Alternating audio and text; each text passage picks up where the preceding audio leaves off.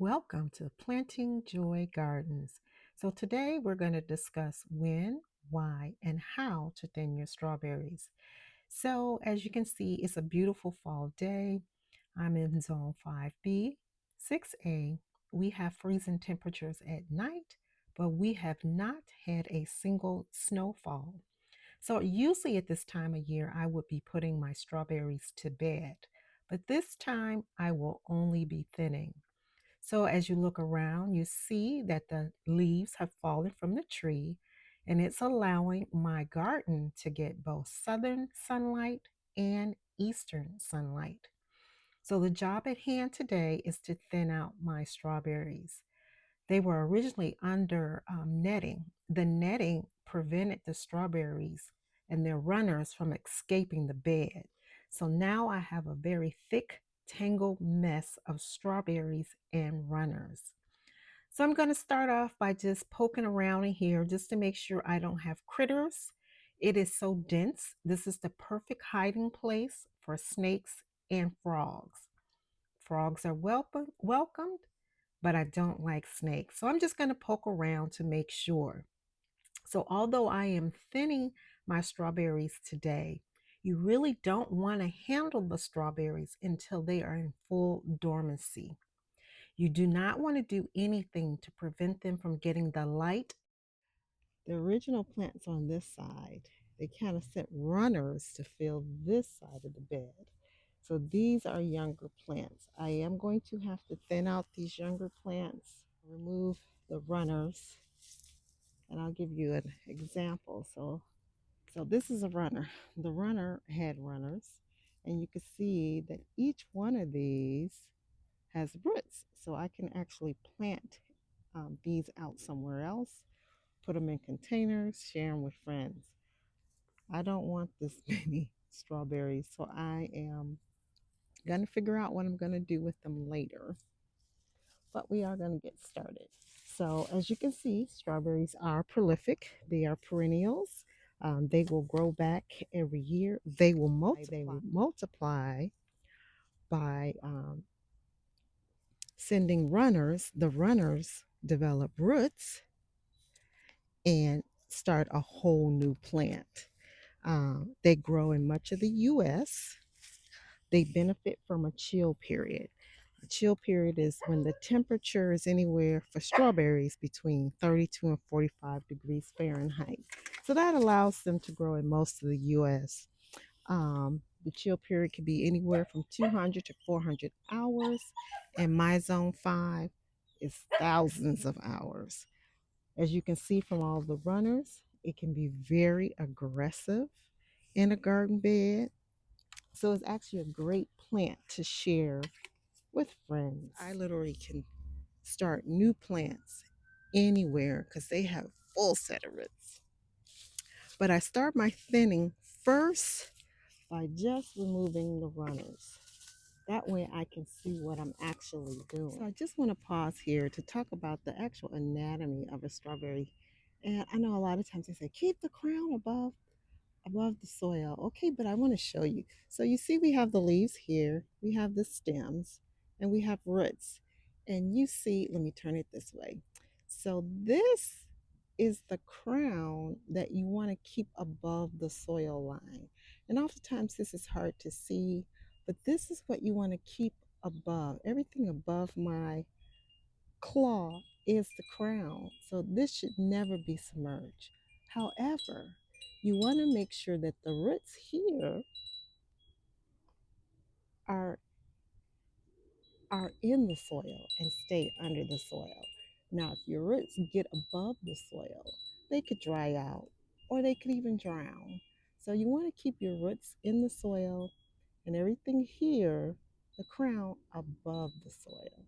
So hopefully you can see that. I just want to be clear on what we're actually trying to protect. We're protecting this. I just want to show I am being really aggressive. I am literally yanking these out. Um, and generally, you don't want to do anything to harm the strawberries until they're fully dormant. I actually had netting over the bed to make sure that the strawberries did not escape the bed.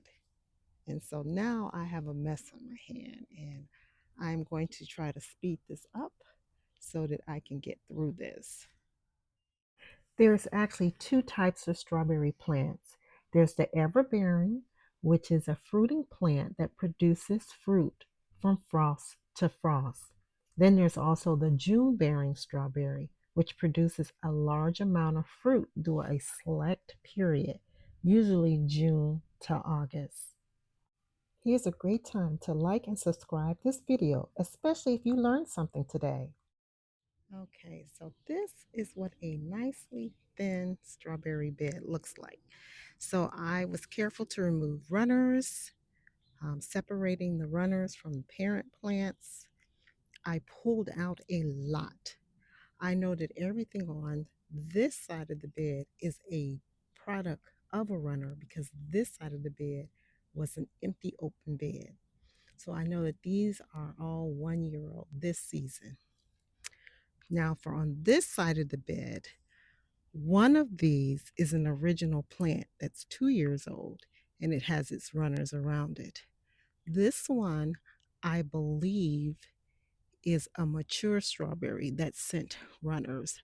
So I think I have two mature strawberries here, and these are all new growth. One way you can determine if something is a new strawberry versus an old is how much root material there is. Also, if you have very old runners, the runners turn brown and they're very hairy, so you know that's a more mature plant. And ideally, you want to pull your runners off as the plant is growing. So this is what we pulled out. And I will rehome some of these strawberries. And that's kind of what I did over here. Um, this strawberry tower, I was just taking runners and plopping them in there. So the empty spaces, I will stick strawberries in. And I will also add a few more back to this bed. So I will replant these in. I know this is a new or young plant because they have young roots. So I'll be adding this into some gaps. Of course, this bed is more than full, but you know me, can't have too many strawberries. And ideally, you want your strawberries um, 6 to 4 inches apart.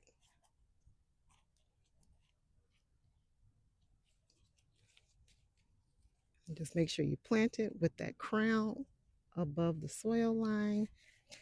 And the other thing about this strawberry bed is it has a lot of sand. So I added sand to my mix because strawberries need to be in well draining soil.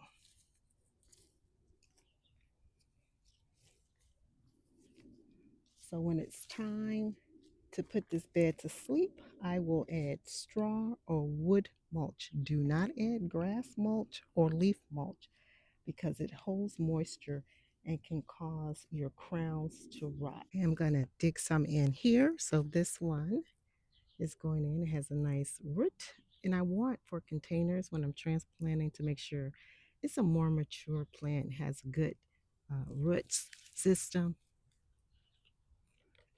And with your containers, because strawberries do like us chill and they are dormant, you do need to put your containers in a protected area. So I will probably put this entire container into my mini greenhouse. This one also has mature roots, so it's great to transplant this in a container. Now, if you had a smaller root system, yes, plant it in the ground. The ground stays warm much longer than a container. Um, and so it would do perfectly fine with a lesser root system if it's in the ground. But because these are going to overwinter in the container, I feel more comfortable making sure that it has a good root system. And I want to just make sure my crown stays above the soil line.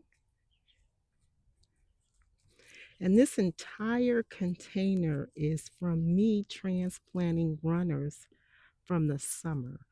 But as you can see, strawberries are prolific.